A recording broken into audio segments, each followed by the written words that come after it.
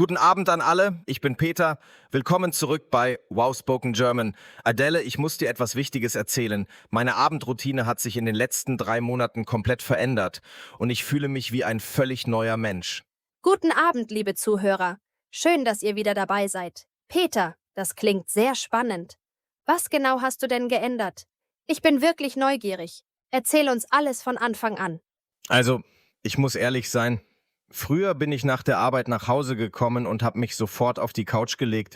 Dann habe ich stundenlang ferngesehen, bis Mitternacht oder manchmal sogar bis 1 Uhr morgens. Kennst du das Gefühl? Oh ja, das kenne ich sehr, sehr gut.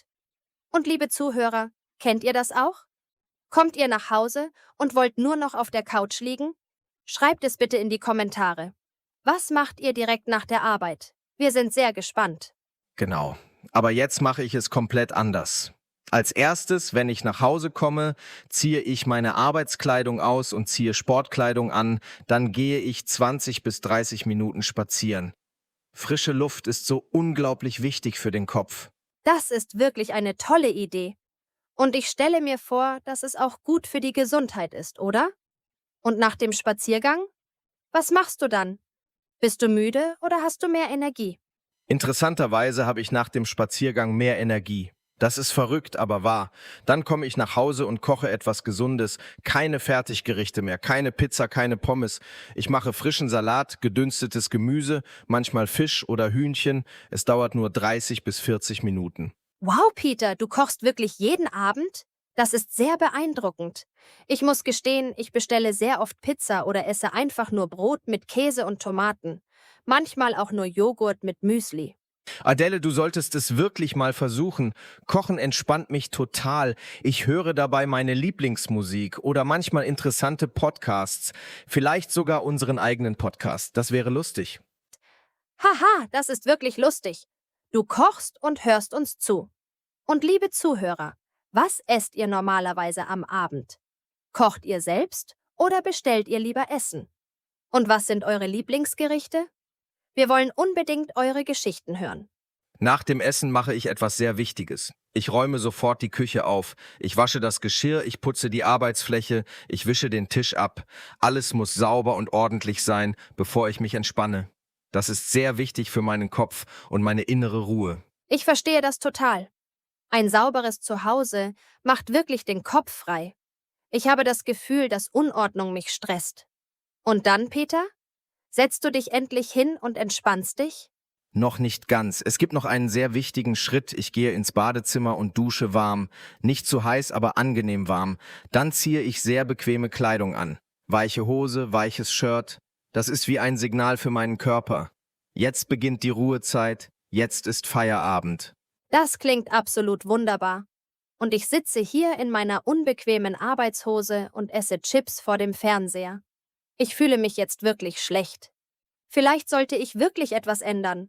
Nein, nein, Adele, du sollst dich nicht schlecht fühlen. Jeder Mensch ist anders und hat andere Bedürfnisse. Aber vielleicht kannst du eine kleine Sache ändern. Nur eine einzige Sache, nicht alles auf einmal. Du hast völlig recht. Vielleicht fange ich mit dem Spaziergang an. 20 Minuten sind wirklich nicht viel Zeit. Das kann jeder schaffen. Und was machst du nach der schönen warmen Dusche? Das ist mein absoluter Lieblingsteil. Ich setze mich in meinen bequemsten Sessel und lese ein gutes Buch. Keine Nachrichten im Fernsehen, kein Handy, kein Computer, kein Tablet. Nur ein echtes Buch aus Papier für 30 bis 40 Minuten. Kein Handy? Peter, das ist fast unmöglich in unserer modernen Zeit. Wie schaffst du das? Ich schaue alle 5 Minuten auf mein Handy. Ich kann nicht anders. Ich verstehe dich total. Am Anfang war es auch für mich sehr, sehr schwer. Aber ich habe einen Trick. Ich lege mein Handy in ein anderes Zimmer. Wenn ich es nicht sehe, denke ich auch nicht daran. Es ist wirklich einfacher, als du denkst. Das ist ein sehr guter Trick. Liebe Zuhörer, könntet ihr ohne Handy am Abend leben? Auch nur für 1 Stunde? Ich glaube, das ist für viele Menschen sehr schwer. Schreibt uns bitte eure ehrliche Meinung in die Kommentare. Ja, genau. Am Anfang war es wirklich hart für mich auch. Die ersten 3 oder 4 Tage waren sehr unangenehm, aber jetzt liebe ich diese ruhige Zeit so sehr. Und ich muss dir sagen, ich schlafe seitdem auch viel, viel besser. Besser schlafen? Das möchte ich auch. Ich habe oft Probleme beim Einschlafen. Manchmal liege ich 2 Stunden wach im Bett. Wann gehst du normalerweise ins Bett? Hast du eine feste Zeit? Ja, das ist der wichtigste Teil meiner Routine. Ich gehe immer um 22 Uhr ins Bett, jeden Tag zur gleichen Zeit, auch am Wochenende. Naja, fast immer am Wochenende. Mein Körper kennt jetzt diesen Rhythmus sehr gut. 22 Uhr? Das ist wirklich früh. Ich gehe meistens um Mitternacht oder sogar noch später ins Bett, manchmal um 1 Uhr nachts. Und dann bin ich am Morgen natürlich total müde. Adele, du musst es wirklich mal versuchen. Eine Woche lang jeden Abend zur gleichen Zeit ins Bett. Nur eine Woche. Du wirst den riesigen Unterschied fühlen. Dein Körper wird es dir danken. Vielleicht hast du recht. Aber manchmal möchte ich doch mit Freunden ausgehen oder einen schönen langen Film schauen. Oder ich lese ein spannendes Buch und kann nicht aufhören.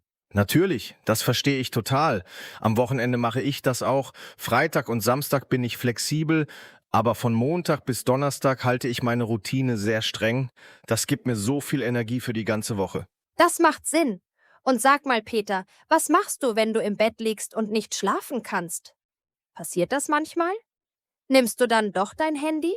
Niemals. Absolut niemals. Das ist meine wichtigste Regel. Wenn ich nicht schlafen kann, bleibe ich einfach ruhig liegen.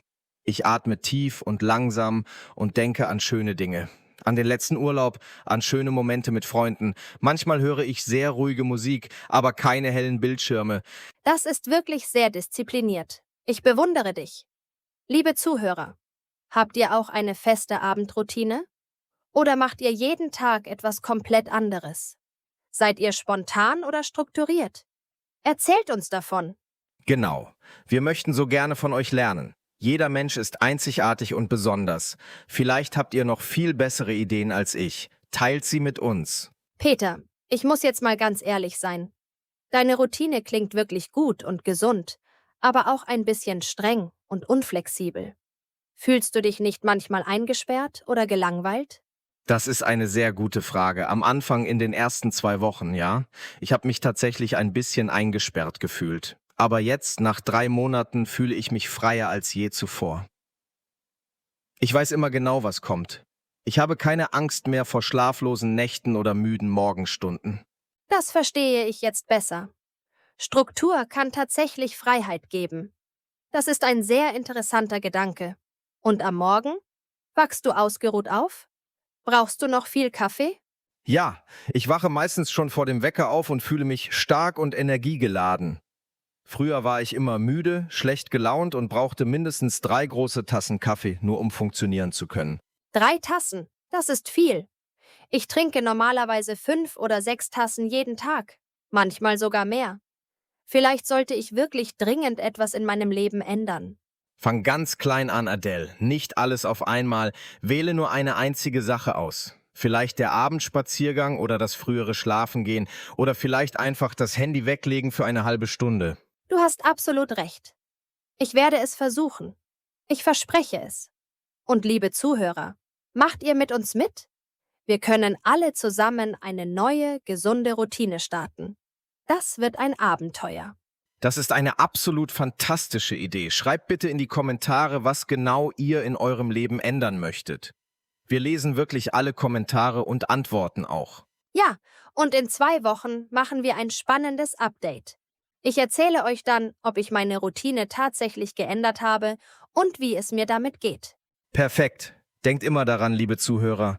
Kleine Schritte führen zu großen Veränderungen. Ihr müsst nicht perfekt sein. Das war wirklich ein sehr wunderbares und inspirierendes Gespräch, Peter. Ich bin jetzt total motiviert. Und ihr auch, liebe Zuhörer? Wir hoffen sehr, dass ihr heute nicht nur etwas Neues auf Deutsch gelernt habt, sondern auch etwas Wichtiges über das Leben und über euch selbst. Genau. Übt euer Deutsch jeden Tag, genauso wie Peter seine Abendroutine jeden Tag macht. Kontinuität ist der Schlüssel zum Erfolg. Vergesst bitte nicht, schreibt eure Gedanken, eure Fragen und eure eigenen Geschichten in die Kommentare. Wir freuen uns riesig auf eure Erfahrungen. Bis zum nächsten Mal, liebe Zuhörer. Habt einen wunderschönen Abend und eine erholsame, gute Nacht. Auf Wiederhören. Und denkt immer daran, jeder neue Tag ist eine neue Chance für positive Veränderungen.